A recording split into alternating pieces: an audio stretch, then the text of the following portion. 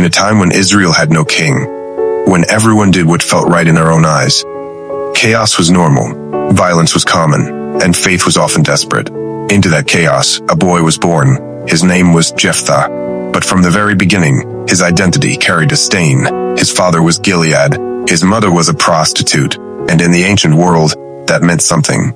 It meant whispers, it meant sideways glances, it meant being tolerated, but never fully accepted. He grew up in his father's house, but he never truly belonged there. And then one day, his brothers made it clear. You will not inherit with us. You are not one of us. They didn't just insult him. They drove him out. Banished, disowned, erased. Imagine that. A young man, forced to leave home not because he was weak, but because he was different. So Jephthah fled to the land of Tob, and there, something interesting happened. Outcasts attract outcasts. Worthless men gathered around him. Adventurers, fighters, drifters, and Jephthah became their leader. The rejected son became a warrior chief. Pain had shaped him, exile had trained him, bitterness had hardened him, and destiny was watching. Years passed, and Israel found itself in trouble. To rear again, the Ammonites rose up in aggression. Ammonites oppressed Israel east of the Jordan for 18 years. 18 years of humiliation. 18 years of fear. 18 years of unanswered prayers. Finally, Israel cried out to God, and then they looked around for someone to lead them. But here's the irony. The elders of Gilead went searching for the very man they once rejected. Jephthah. Dust rises in the distance. The elders approach Toblai. They stand before the outlaw they once expelled. Come, they say, be our commander, so we can fight the Ammonites. Jephthah doesn't forget easily. Did you not hate me? Didn't you drive me from my father's house? There's tension in the air. But desperation humbles pride.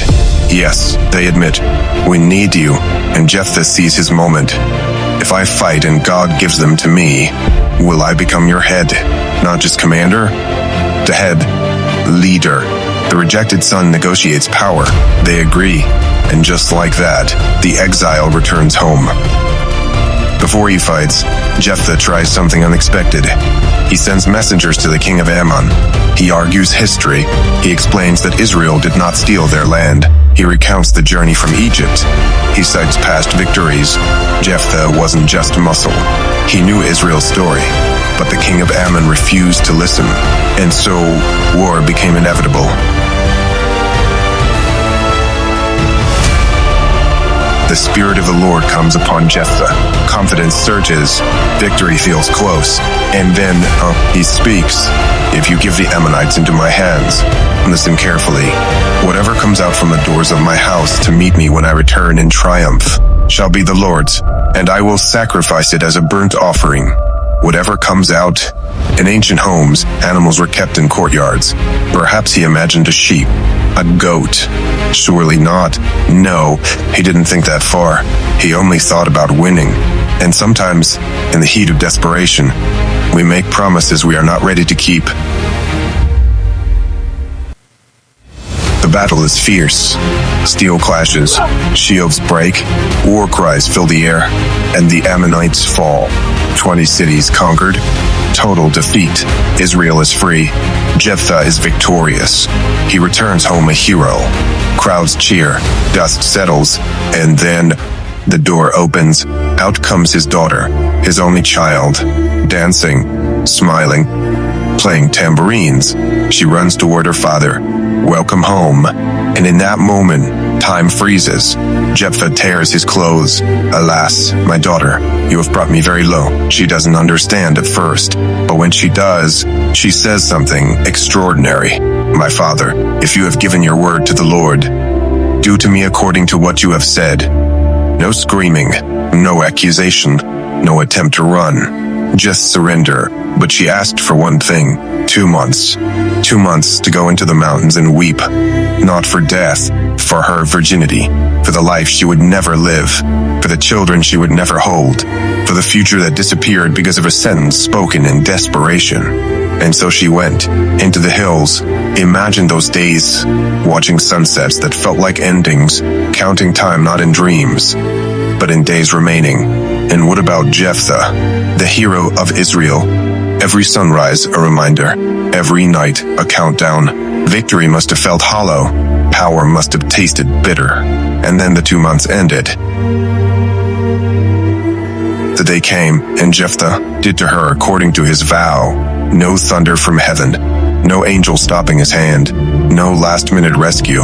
Just silence. And afterward, the daughters of Israel would go out each year to remember her. Not him, her, and the unnamed girl whose life became the cost of a careless promise. Jephthah ruled Israel for 6 years, but the story never celebrates his reign. No golden age, no glorious legacy, just a shadow. Because here's the truth this story whispers.